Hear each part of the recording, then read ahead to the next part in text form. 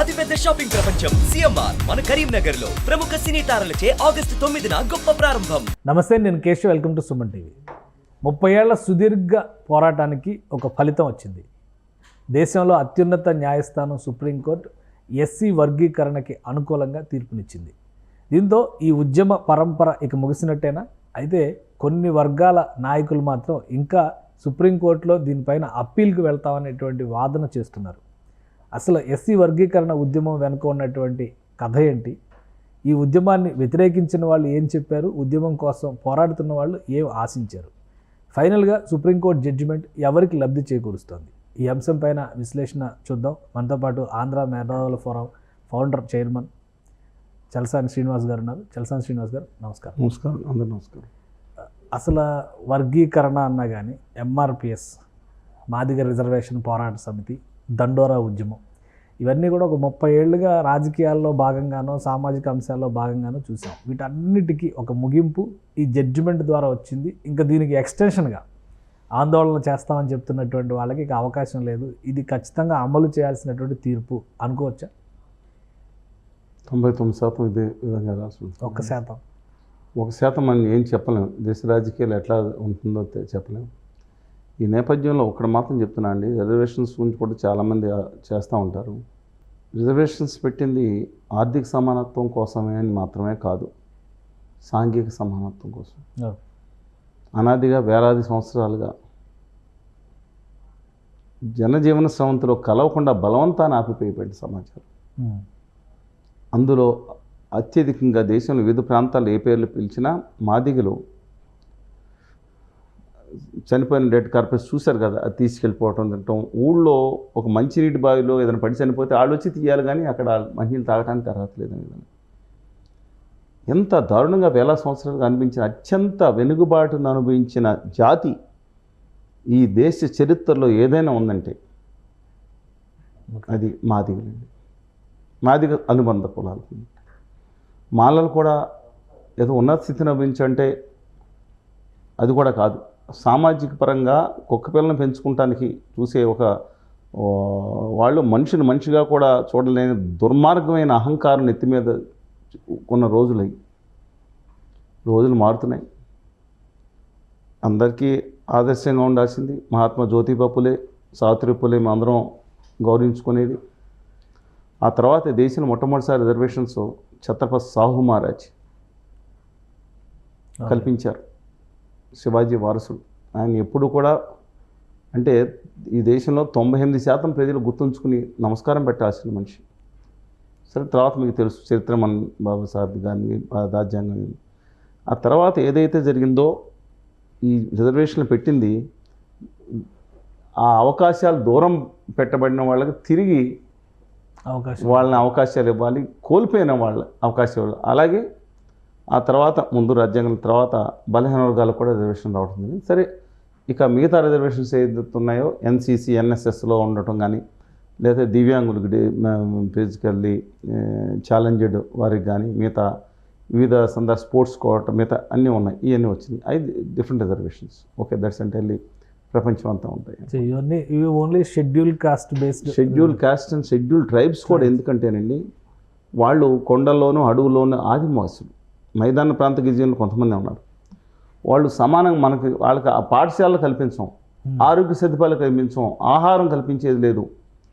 Mall న్యూట్రిషన్తోనూ క్షేత్రం నేను అనేక హెల్త్ క్యాంపులు పెడతాను రాష్ట్రంలో, అటు హైదరాబాద్లో కానీ, అటు కర్నూలు లేదా మహబూబ్నగర్లోని అమరాబాద్ రిజర్వ్ ఫారెస్ట్ లోపలికి వెళ్తే మధ్యమొడ్డు కానీ, మిగతా చోట బోరంపడి చెరువులు కానీ, లేకపోతే ఇక్కడ భద్రాచలం దగ్గర కానీ నేను హెల్త్ క్యాంపులు పెట్టాను. అలాగే శ్రీకాకుళంలో కొన్ని చోట్ల, అలాగే విశాఖపట్నం కానీ, మిగతా జిల్లాల్లో కానీ అనేక చోట్ల, ఈస్ట్ గోదావరి జిల్లాలో కూడా అనేక చోట్ల హెల్త్ క్యాంపులు పెడతానే ఉంటాను గత కొన్ని దశాబ్దాలుగా.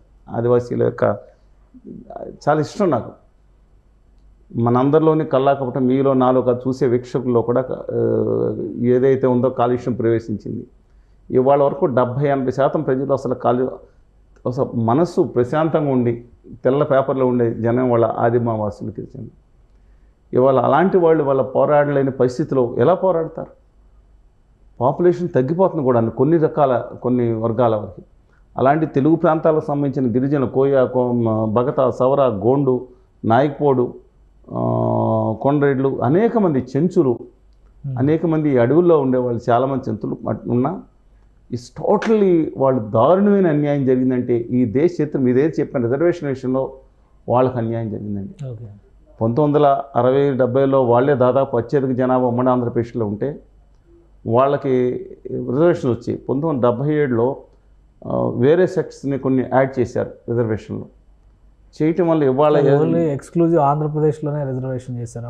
ఆంధ్రప్రదేశ్ మిగతా చోట్ల చాలా చోట్ల డీనోటిఫైడ్ ఫార్వర్డ్ క్యాస్ట్లో ఉన్న వాళ్ళని కూడా అక్కడ తీసుకొచ్చేసారు. చేసినప్పుడు ఈ 30 ఉపకులాలకి కలిపి యూపీఎస్సీ కానీ గ్రూప్ 1 కానీ మేజర్ ఉద్యోగాల్లో 1% ఉద్యోగాలు రాలేదండి. ఒక్క సెక్ట్కే 97% ఉద్యోగాలు వచ్చినాయి. మిగతా మైదాన ప్రాంత గిరిజన కొంతమందికి వచ్చినాయి. ఇది ఇంకా నేను అనుకుంటున్నాను దేశ చరిత్రలో ఇంత దుర్మార్గం ఎప్పుడు జరగలేదు. సరే మిగతా వాళ్ళు కూడా వాళ్ళు కూడా 100 సంవత్సరాల క్రితం స్థిరపడి ఈ ప్రాంతంలో మమేకమైపోయి వాళ్ళు కూడా deserved, absolute deserved. I don't say then not deserved. వాళ్ళ త్యాగాలు కూడా అసమానం ఆ రోజు దాంట్లో. కానీ ఇలా అన్యాయం వాస్తవం మాట్లాడుకోవాలి కాబట్టి. కానీ ఇవాళ తర్వాత సందర్భంలో మనం చూసుకుంటేనండి, ఉమ్మడి ఆంధ్రప్రదేశ్ ఏర్పడిన తర్వాత కోస్తా ప్రాంతంలో ముఖ్యంగా కొన్ని సెక్ట్స్ మాదిగల్ని ఎక్కువ మంది, because Arundhati number of sects ఉన్నాయి, మాలదాసరి మాదిదాసరి ఉపకులాలు చాలా ఉన్నాయి కదండి. దీంట్లో ఏమైందంటే మాలలు తమకు వచ్చిన అవకాశాన్ని అద్భుతంగా అందిపుచ్చుకున్నారు. చదువు బాబాసాహెబ్ చెప్పిన వర్డ్ ఏదైతే ఉందో తన ఆదర్శంగా తీసుకున్నారు. చదువుతో మనకు ఉంది, చదవాలి, కష్టపడి కసితో చదవాలి, పైగా అవకాశాలు వచ్చింది, రిజర్వేషన్ వచ్చింది. బిఫోర్ దట్ రిజర్వేషన్స్ అనేది ఇప్పుడు పాఠశాల జాయిన్ అవ్వడానికి రిజర్వేషన్ ఏముంటుందండి? ప్రభుత్వ పాఠశాల మేము చిన్నప్పుడు మేము మా హాస్పిటల్లో పనిచేసే కాంపౌండర్ పిల్లలు మిగతా వాళ్ళు అందరం కలిసి ఒకే దాంట్లో చదువుకున్నాం, ఒకే క్లాస్లో కూర్చున్నాం, ఇబ్బందులు లేవు. కానీ అప్పుడు చేసిన తర్వాత కదా సీట్లు వచ్చేది. ఆ ఇంజనీరింగో వాటిలోని మిగతా దాంట్లో మా ప్రభుత్వ పాఠశాలలో అందరూ కలిసి ప్రాథమిక విద్య వరకు అంతా కలిసి పెట్టి చదివించారండి. వాళ్ళ తల్లిదండ్రులు పుస్తకాలు అమ్ముకునన్నా, మిగతా వాళ్ళు కూలీ చేసుకునన్నా, నిజంగా అన్ని తరాలు కులాల్లో అన్నీ ఫస్ట్ జనరేషన్ మీరు చూడండి, మీ ఊళ్ళో కూడా చూసుంటారు కదా. మామూలు వాళ్ళు అంత కష్టాలు పడ్డారంటే చాలామంది నేను చెప్తున్న నగర కులాలకు సంబంధించిన వాళ్ళు కూడా చాలా కష్టం పడ్డారు పిల్లల్ని చదివి. అలాంటిది నిమ్మన వర్గాల్లో ముఖ్యంగా దళితుల్లో చదివించడానికి ఇంకా ఎన్ని కష్టాలు పడాలండి, అవహేళన ఎందుకో ఎదుర్కోవాలండి. ఇది ఒక చాలా అక్కడ 7 తరాలని అలెక్సిస్ హేలీ రాశాడు మై రూట్స్ అని. అక్కడ నల్లజాతి ప్రజలు ఎంతటా మార్టిన్ లూథర్ కింగ్ అని నా జీవితంలో నేను అంటే ఒక 5 గొప్ప స్పీచ్లు అని చెప్తారు. అలెగ్జాండర్ ఓడిపోయినప్పుడు ఎలా స్పీచ్ ఇచ్చాడు అని చెప్తారు. అలా హిట్లర్ దుర్మార్గంగా ఉండి రెచ్చగొడటానికి ఎలాంటి స్పీచ్ ఇచ్చాడు, అలాంటి మార్టిన్ లూథర్ కింగ్ చూశారు కదా. ఆయన ఒక మాట మాట్లాడాడు, ఐ హ్యావ్ ఏ డ్రీమ్ అని, బ్యూటిఫుల్ మాట. ఈ దేశంలో నా 4 బిడ్డలు they should be judged based on their character, not by the colour of their skin అంటాడు. కళ్ళం నీళ్ళు కాస్తాడు. ఆ రోజు బరాక్ ఒబామా అయిన తర్వాత అది ఈ దేశంలో ఇంకా ఒక దళితుడు ప్రధానమంత్రి కాలేకపోయాడు. చెప్తున్నాను, ఒక నిజమైన బలహీన వర్గాలు పుట్టిన బై బోర్న్ అంటే బోర్న్ బలహీన ముఖ్యమంత్రి ప్రధానమంత్రి పదవి స్వీకరించలేకపోయారు నిజంగా. సరే ఏదేమైనా ఇవాళ మనం సబ్జెక్ట్ ఏదైతే ఉందో ఇవాళ ఈ తీర్పుని ఒక విధంగా హర్షిస్తామండి. మరి పూర్తిగా ఒక విధంగా అంటే ఎందుకు చెప్తున్నానంటే దీంట్లో మిగతా వర్గాల వారు ఉన్నారు, వాళ్ళు తమకి ఇవాళ అనేక మంది కూడా డెఫినెట్గా ఇది మేము ఒక కులాల మధ్యన విజయం సాధించాము అని కూడా అనకూడదని కూడా మందకృష్ణ మాదిగ గారు ఉద్యమం ఈదుమూడు అనే గ్రామంలో మేలు అనుకుంటా 1994లో మొదలై ప్రకాశం జిల్లా నాగులుప్పాడ గ్రామంలో 15 మందితో మొదలైన ఉద్యమం 1990 వచ్చే నాటికి ఈ రాష్ట్రంలో మొత్తమే సినిమా నటిలో దేశండి ఒక రూపాయి పెట్టకుండా ఒక పిలిపిస్తే 1,00,000 మంది జనం వచ్చే ఒకే ఒక కెపాసిటీ లీడరు మందకృష్ణ గారు. ఫ్యాక్ట్ అండి. పైగా ఇవాళ ఇంకోటి చెప్పదలుచుకున్నాను నేను. ఉమ్మడి ఆంధ్రప్రదేశ్ యొక్క చిహ్నం పూర్ణకోపం తెలంగాణకు కూడా ఉంది. తెలంగాణలో కూడా రాజకొండ కోటలో కూడా 14వ శతాబ్దం ఉంది, 2వ శతాబ్దం ముందుది. నాగోపాధ్యాయ అనే ఉపాధ్యాయుడు, ఒక చర్మకారుడు, ఒక దళితుడు, ఆయన మాదిగా అలా కుమారుడు విధికుడు అని ఆయన ఆ పూర్ణకుంభాన్ని చిత్రీకరించి దాని తర్వాత ఇప్పుడుగా దీంట్లో శిథిలం మీద చేశారు. దాంట్లో రైతు అన్ని ధాన్యాలు దాచుకున్నట్టు దాని మీద లతలు పెడితే అదే ఇవాళ ఒక దళితుడు వేసిన ఒక పూర్ణ కుంభాన్ని ఇవాళ తమ రాజచిహ్నం కింద ఇవాళ ఆంధ్రప్రదేశ్ ఆ రోజు లేకపోతే ఉమ్మడి ఆంధ్రప్రదేశ్ ఇప్పుడు ఆంధ్రప్రదేశ్ కానీ స్వీకరించిందంటే ఇట్స్ నాట్ ఏ జోక్ అండి. ఆ రోజున్న గొప్పతనం 2000 సంవత్సరాల క్రితం పాలకులు ఏకబ్రాహ్మణుడు అనేవారు, ఆయన నా గౌతమిపుత్ర శాతకర్ణి చూశారు మీరు. అలాగా ఆ దాంట్లో ఇంతటి జరిగిన దగ్గర నుంచి వారసత్వం తీసుకొస్తే, బట్ ఇవాళ దీని మీద జాగ్రత్తగా ఆలోచించి డెఫినెట్గా ఈ తీర్పుని ఒక విధంగా హర్షిస్తున్నాం. ఎందుకంటే కొంతమంది ఇంకా కార్యం శివాజీ గారు మేము కలిసి పనిచేసినామే, హర్ష కుమార్ గారు మేము కూడా కలిసి పనిచేసినామే ఆంధ్ర హక్కుల కోసం. డెఫినెట్గా ఇక్కడ తేడా ఉందండి. మౌలికంగా ఎలా ఉందంటే కోస్తా రాయలసీమలో ఒక విధంగా ఉంది, కోస్తాలో ముఖ్యంగా కోస్తాలో dominated by Mala and associate sects అండి. రాయలసీమలో కొన్ని ప్రాంతాల్లో కర్నూలు కానీ లేదంటే అటు అనంతపురం ప్రాంతాల్లో సగం సగం ఉన్నా సరే మిగతా సెక్ట్స్లో ఎక్కువ ఉందండి. కానీ తెలంగాణలో దాదాపు 60% పైగా మాదిగ కులాలు ఉన్న నేపథ్యంలో తెలంగాణ అవుట్ రేట్గా అది అమలు చేయడానికి చూస్తారు. ఈ చంద్రబాబు నాయుడు గారు దీని మీద 1997లో ఒక వర్గీకరణ నిర్ణయం తీసుకోవడం జరిగింది. 98లో ఉత్తర్వులు వేస్తే హైకోర్టులో ఛాలెంజ్ చేయడం, ఇక్కడ కమిషన్ అన్ని వేయాలని వేసిన తర్వాత ఏదైతే ఆర్డినెన్స్ ఉందో ఈ రాష్ట్రం సరిపోదని రాష్ట్రపతి దగ్గరికి వెళ్ళి సంతకం పొంది వచ్చింది. ఆ తర్వాత చెన్నై గారు ఇప్పుడు మాల్మహనుడు ఆయన అధ్యక్షుడుగా ఉన్నారు, ఆయన కోర్టులో కేసు వేయటం. 2004లో సంతోష్ హెగ్డే గారు ఉండగా ఇది చెల్లదు అని, రాష్ట్రాలకు అధికారం లేదు, పార్లమెంట్కి అధికారం ఉంది, పార్లమెంట్ ఎందుకు చేయట్లేదు మరి సవరణ అనేది డిఫరెంట్ ఇష్యూ అని చెప్పి ఇప్పుడు రాష్ట్రాలకు అధికారం ఉందని ఒక కన్క్లూజన్ సుప్రీంకోర్టు ఇచ్చింది కాబట్టి అది కూడా 7 సభ్యుల ధర్మాసనం. అవును, బేలా గారని సరదారావు గారి కేసులో ఏదో ఇప్పుడు ఉన్నారు కదా, గుజరాత్కు సంబంధించిన శ్రీమతి గారి న్యాయమూర్తి గారు తప్ప మిగతా అందరూ గమనించారు. సరే, ఏదేమైనా సరే ఓకే అండి. ఒక పాజిటివ్ యాంగిల్ ఏంటంటే ఇవాళ రాజ్యాంగ ధర్మాసనం తీర్పిచ్చింది. ఎందుకని 2004లో దీని మీద అయిన తర్వాత ఇది పంజాబ్ జడ్జిమెంట్ మీద అయిందండి. సిక్కుల్లో 2 సెక్షన్గా విభజించి ఎస్సీల్లో పంజాబ్ హర్యానాలో దాంట్లో వేసిన జడ్జిమెంట్ మీద మళ్ళీ తర్వాత 5 బెంచీల ధర్మాసనం చాలా కీలక వ్యాఖ్యలు చేసింది. దీని మీద మనం 2010 నిర్ణయం తీసుకుంటాం కాదు, కానీ ఆలోచన ఉంది, చేస్తే చేయొచ్చు. కానీ విస్తృత ధర్మాసనానికి 7 అని ఎప్పుడో ఈ 14 సంవత్సరాల క్రితం ఇచ్చింది ఆయన జడ్జిమెంట్ మీద. ఇవాళ నిన్న జడ్జిమెంట్ వచ్చింది. ముందుగా జడ్జిమెంట్ ఆహ్వానిద్దాం.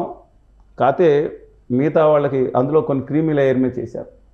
దాని మీద కొంతమంది అబ్జెక్ట్ చేయాలి. నిజంగా అన్ని సెక్ట్స్లోనూ బీసీలో కూడా సెక్షన్స్లో కూడా మీరు చూశారు, పెట్టాలన్నప్పుడు విహీన మంత్రి గారు కూడా గట్టిగా అబ్జెక్షన్ చేశారు.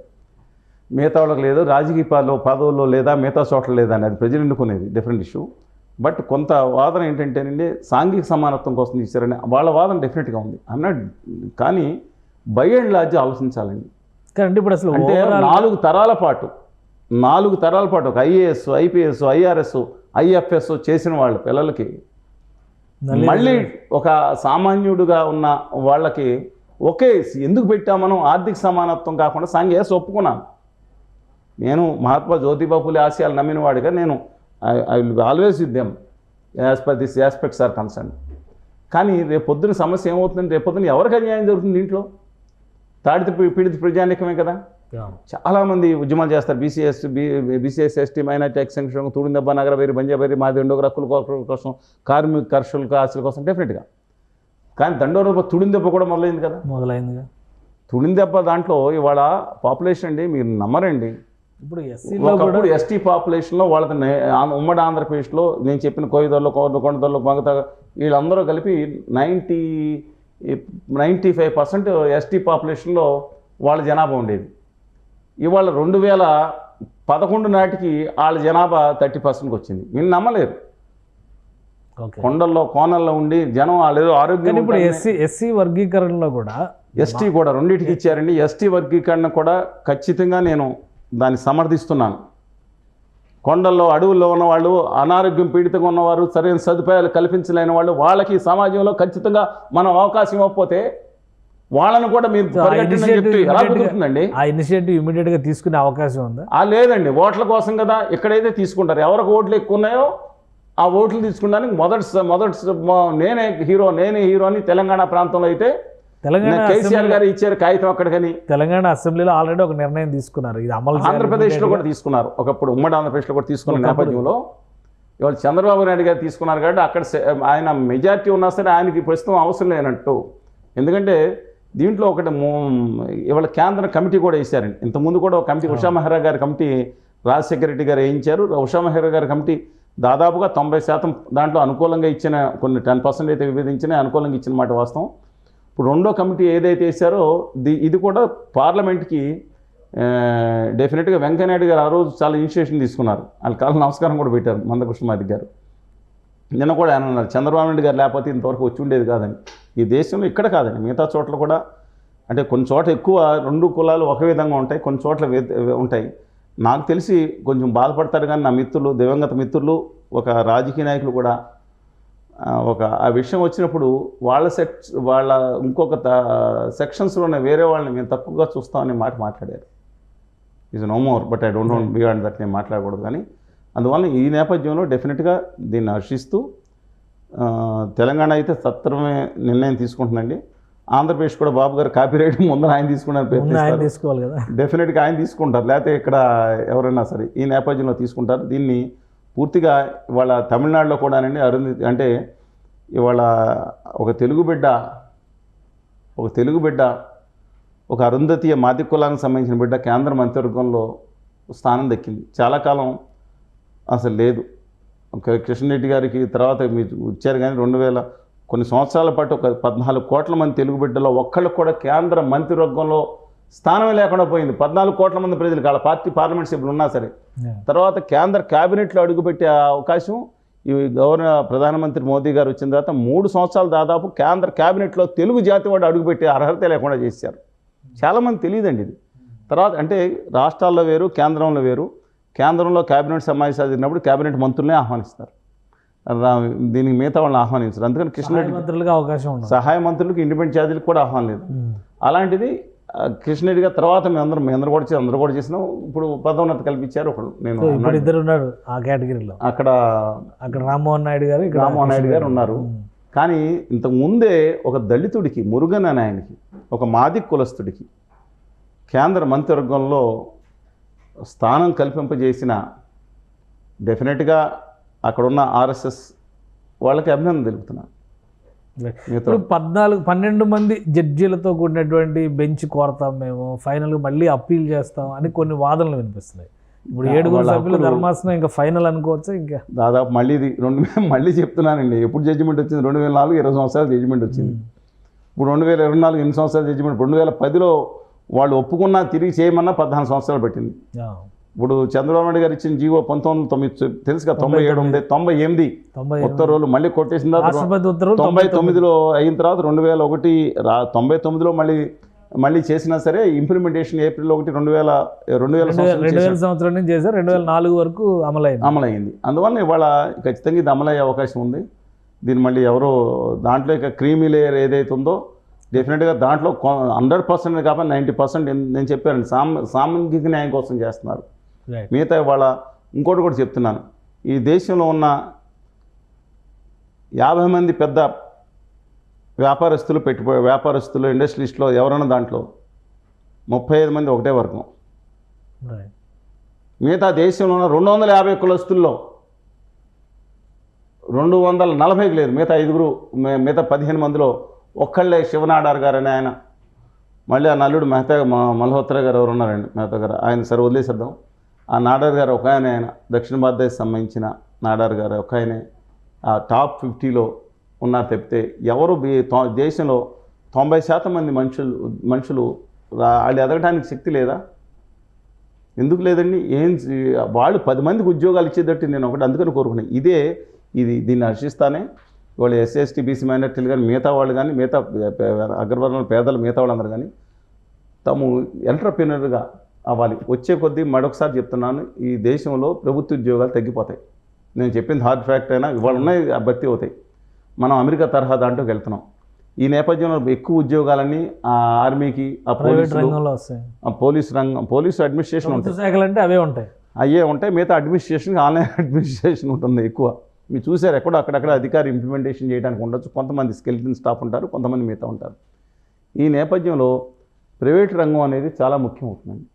ఇవాళ అలాంటి సందర్భంలో ఇవాళ కేసీఆర్ గారు ఏదన్నా వర్గాలు, వెనుకబడిన వర్గాలు ఎప్పుడు ఆర్థికంగా సమానత్వంతో ఉంటాయో తెలుసా?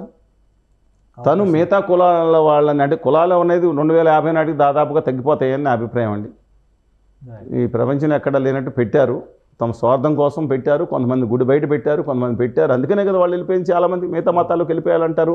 నిజంగా వాళ్ళని గుడిలోకి రమ్మంటే అది వేరే సంగతి. ఎస్, ఇవాళ చట్టం చేశారు మత దీని కింద. కానీ ఆంధ్రప్రదేశ్లో ఎక్కువ మంది ఎస్సీస్లో మెజార్టీ దాదాపు కొన్ని ఊళ్ళల్లో 95% క్రిస్టియానిటీ భావంలోకి వెళ్ళిపోయారు, లేదా క్రిస్టియానిటీ స్వీకరించింది చూశారు మీరు. ఎందుకని ఆ రోజు జరిగిన దుర్మార్గమైన, అసలు చాలా దారుణం కదండి. చేత్తో వెనకమాల తాటేకులు కొట్టుకుని వెళ్ళాలా ఊళ్ళలోంచి వెళ్తే? ఏందండి ఇది? కొంతమంది చేసిన కొంతమంది చేసిన దానికి ఇప్పుడు వీళ్ళు చేసి మత మారంటే ఎలా సార్? డిఫరెంట్ ఇష్యూ, పక్కన పెడదాం. ఇప్పుడు ఇది అమలు చేయడం వలన అన్ని వర్గాలు కూడా ప్రశాంతంగా మాల సామాజిక వర్గంలో కొంత అసంతృప్తి ఉంది. దానిలో కొంతమంది మిగతా వాళ్ళు కూడా తప్పులేదు దీంట్లో, మనకి అన్యాయం జరిగింది. అలా అనుకుంటే ఎస్సీ వర్గాల్లో ఉన్నటువంటి 59 కులాల్లో మాలా మాదిగా 2 వర్గాలే లబ్ధి పొందిన మిగతా 57 కులాల పరిస్థితి ఏంటని అడుగుతున్న వాళ్ళు కూడా ఉన్నారండి. దానికి ఎలా సమాధానం చెప్తారు? డెఫినెట్గా దీంట్లో ఇప్పుడు కడియం శ్రీహరి గారి విషయం తెలుసు కదా మీకు, వచ్చింది. అలా కొంతమంది కాదు అని మాదిగలో సబ్సెక్షన్ అని ఈ విధంగా తీసుకుంటూ వస్తున్నారు. బట్ మీరు మీరు ఉంటారులేండి, ఉండలేమో అది కాదు. కానీ 2050 నాటికి 90% ఏంది సమస్య పోతాయి. సమస్య పోవాలని అభ్యుదయవాదం అండి. 1970లో వామపక్ష ఉద్యమాలు వచ్చిండి, అభ్యుదయవాదం ఏంది. ఇవాళ మళ్ళీ తిరుగుని మధ్యయుగాల నాటికి తీసుకెళ్ళి 3 నమ్మకాలు తీసుకొచ్చి ఎత్తి మీద రుద్దుతున్నారు. మనువాదం అనే దిక్కుమాలిన శాస్త్రాన్ని తీసుకొచ్చి అది మొదటి రాజ్యాంగం అని హైదరాబాద్లో పుస్తకావిష్కరణ చేశారు. భారతదేశానికి మొదటి రాజ్యాంగం ఉంటుంది. కులాల అహంకారంతో కుళ్ళుతో కొట్టుకుపోయే ఒక సమాజాన్ని నెత్తి మీద రుద్దడానికి మంచి ఉంటే తీసుకుంటా, దాంట్లో చెడు ఉంటే తీసుకుంటాం ఏంటంటే అంటారు. చెడే ఉంది దాంట్లో, చాలా సందర్భాలు తగ్గించుకుని పుస్తకం చేసుకోవచ్చు. అది భారతదేశానికి మొదటి రాజ్యాంగం ఏంటండి? అబ్సల్యూట్లీ. ఇప్పుడు బాబు రాజేంద్ర ప్రసాద్ గారి అధ్యక్షతన భారత రాజ్యాంగ కమిటీ ఏర్పడింది. డ్రాఫ్టింగ్ కమిటీకి చైర్మన్గా బాబాసాహెబ్ అంబేద్కర్ గారు, అనేక మంది, బిఎన్ రావు గారు, ఆయన ఆధ్వర్యంలో జరిగింది. బిఎన్ రావు గారు అనేక మంది ఇన్పుట్స్ ఇచ్చారు. ఒక గొప్ప రాజ్యాంగం మనం రాసుకున్నప్పుడు దానికి వ్యతిరేకంగా చేయడం అనేది కరెక్ట్ కాదు. ఇప్పటికన్నా సరే నా అభిప్రాయం ప్రకారం ఈ సమస్య, ఇప్పుడు రామ మందిర్ సమస్య ఎలాగా చూశారు కదా, ఇది కూడా ఒక కొలిక్కి వచ్చింది, దాదాపుగా కొలిక్కి వచ్చింది. నా ఉద్దేశం ప్రకారం వాళ్ళలో ఉన్న అభ్యంతరాలని సోదరులు హర్షకుమార్ వ్యక్తిగతంగా చాలా మంచి, ఎందుకంటే ఆంధ్ర హక్కుల కోసం కలిపే పోరాటం ఉంది.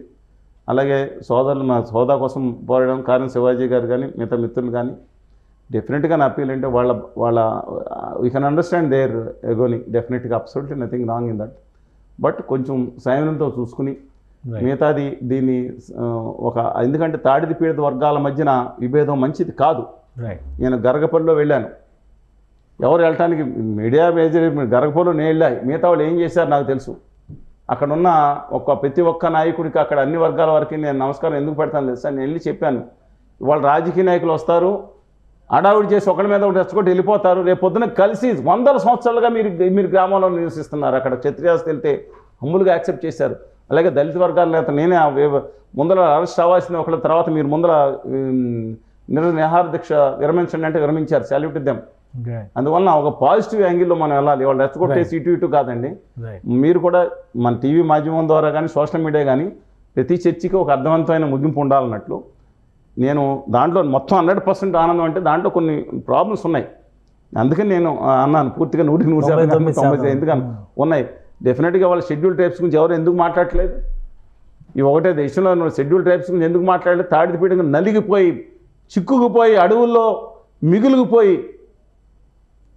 అసలు అనారోగ్యంతో బాధలు పడుతున్న వాళ్ళకి 1% కూడా ఉద్యోగాలు రాలేదంటే అసలైన ఈ భూమి పుత్రులు వాళ్ళు, మీరు నేను, లేదా ఇక్కడ మిగతా వాళ్ళు 90% మంది బయట నుంచి వచ్చాం.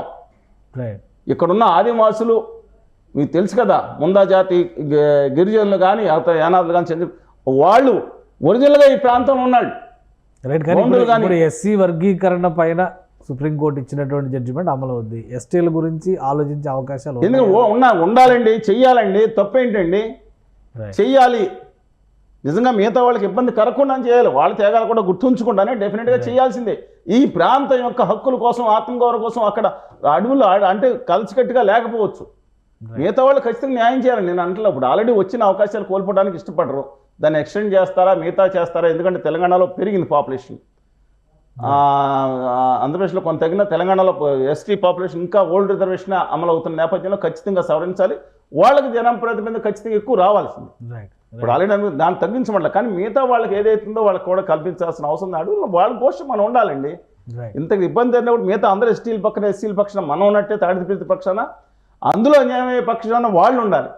డెఫినెట్లీ వాళ్ళకి మనం ఆలోచిద్దామని, మంచి ఇది ఒక ముగింపుకు వస్తుందని ఆలోచిద్దాం, రావాలని, మిగతా వాళ్ళు పాజిటివ్గా చేయాలని, కలిసి కూడా దళితులు ఈ విషయంలో మాత్రం దళితులు ఖచ్చితంగా కలిసి ఉండాలని కోరుకుంటున్నాను. Right, thank you Chalasani Srinivas గారు ధన్యవాదాలు తెలియజేసినందుకు. ఇది వర్గీకరణ అంశం పైన సుప్రీంకోర్టు ఇచ్చినటువంటి జడ్జిమెంట్ దాదాపుగా 99% ఇదే ఫైనల్ జడ్జిమెంట్. కాబట్టి అణగారిన వర్గాలకి మంచి జరగాలంటే ఖచ్చితంగా వర్గీకరణ అమలు చేయాలి. అలానే ఎస్టీలకు సంబంధించినటువంటి సమస్యలపైన కూడా పాలకులు దృష్టి పెట్టాల్సినటువంటి అవసరం ఉందని చలసాని శ్రీనివాస్ గారు చెప్తున్నారు. ఇది స్పెషల్ డిస్కషన్.